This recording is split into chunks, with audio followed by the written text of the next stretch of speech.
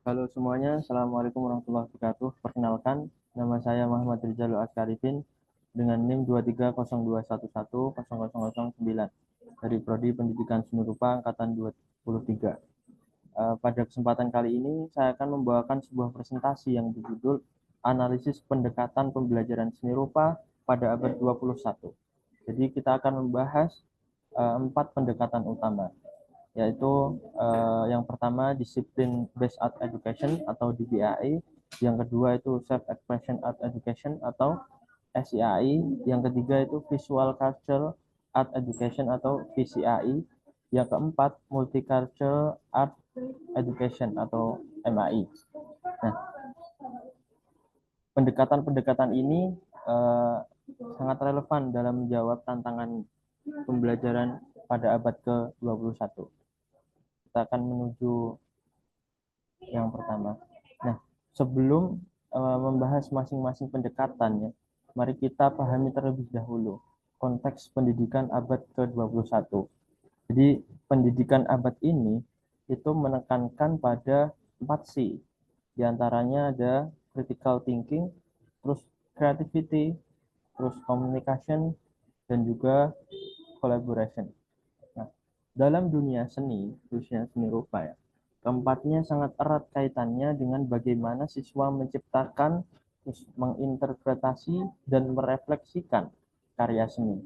Nah, oleh karena itu, guru seni rupa harus memahami berbagai pendekatan pembelajaran yang sesuai dengan konteks pada zaman. Nah, oke. Kita akan jelaskan satu persatu. Yang pertama ada disiplin based art education atau DBAI. Nah, kita mulai dari pendekatan yang bersifat akademis dan terstruktur, yaitu disiplin based art education atau DBAI.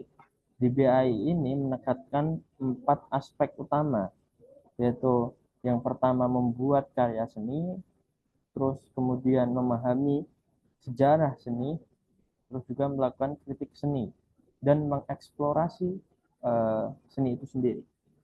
Pendekatan ini membuat siswa berpikir secara kritis tentang apa yang mereka buat dan mereka lihat. Nah, bisa kita simulasikan atau kita contohkan ya secara visual itu, eh, pas pada saat pembelajaran itu siswa disuruh untuk menganalisis lukisan karya dari Van Gogh, misal karya Starry Night. Nah, kemudian siswa disuruh untuk mengeksplorasi, kemudian untuk membuat lukisan sendiri dengan teknik yang digunakan oleh Van Gogh tersebut atau teknik impasto. Untuk selanjutnya ada Self Expression Art Education atau SEAI. Nah, SEAI SEAI ini adalah pendekatan yang fokus pada ekspresi diri pada siswa. Guru hanya bertindak sebagai fasilitator yang membantu siswa menyalurkan perasaannya melalui karya. Tidak ada jawaban benar atau juga salah. Atau bisa dikatakan itu eh, guru tidak mengintervensi apa yang dilakukan oleh siswa dalam rangka mencapai pengalaman estetis. Jadi kita bisa simulasikan atau contoh visualnya itu, eh, siswa pada saat di kelas dia menggambar tentang perasaannya pada hari ini menggunakan warna yang bebas, menggunakan teknik yang bebas gitu lah, disesuaikan. Ada yang siswa yang membuat bentuk abstrak, ada pula yang menggambar dengan kenangan mungkin masa lalu, menggambarkan tentang liburan keluarga, terus uh, ya yang lain atau yang lain. Itulah yang menjadi karakter dari uh, self expression art education atau SCI. Nah, kemudian kita menuju pada visual culture art education. Nah, jadi atau bisa disebut dengan VCAI. Nah, VCAI ini adalah pendekatan yang mengajak siswa untuk menganalisis dunia visual di sekitarnya, termasuk kayak uh, lukisan, terus patung, terus film, media sosial, juga budaya yang populer. Tujuannya adalah membangun literasi visual dan kesadaran secara kritis. Kita bisa uh, asumsikan atau kita bisa melihat contoh visualnya secara nyata itu siswa kita hadapkan dengan percobaan membuat kolase dari potongan-potongan iklan atau kertas-kertas koran dan majalah, lalu mendiskusikan makna tersembunyi dan stereotip gender yang terkandung di dalamnya. Itu mungkin bisa untuk melatih apa ya, eh, melatih anak untuk menganalisis dunia visual di sekitarnya. Itulah yang menjadi uh, ciri khas dari pendekatan visual culture art education atau VCI. Untuk selanjutnya ada multicultural art education atau MAI. Nah, ini adalah salah satu pendekatan yang mendukung keberagaman dan inklusivitas. Artinya, multicultural art education atau MAI ini membantu siswa memahami keberagaman budaya melalui seni. Pendekatan ini memperkuat toleransi, penghargaan budaya lain, dan identitas diri. Nah, kita bisa melihat contoh visualnya dengan praktek ya. Siswa bisa membuat karya bertema tentang misalkan budaya lokal seperti batik, terus wayang kulit, terus atau motif khas di daerahnya. Nah, di kelas lain mereka mengeksplorasi motif apa ya, dari suatu tempat itu terus dieksplorasi dengan misal budaya lain, misal kayak kaligrafi gitu. Jadi eksplorasi dari budaya itu yang menjadi ciri khas dari multicultural art education atau MAI.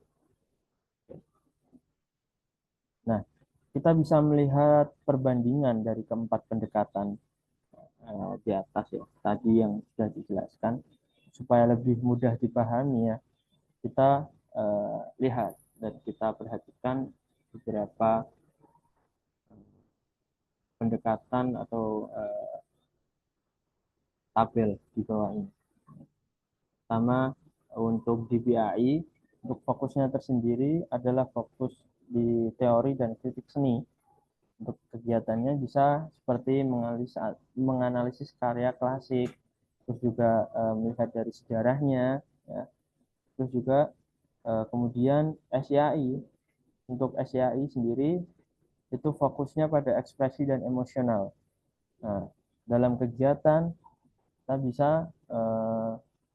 menerapkan misal menggambar atau melukis secara bebas sesuai ekspresi dari siswa itu sendiri. Nah, kemudian ada VCI. Nah, pada VCI ini fokusnya itu pada budaya. Nah, tadi kan telah dicontohkan ya tentang eksplorasi dari kedua budaya. Nah, itu fokusnya terhadap budaya atau culture.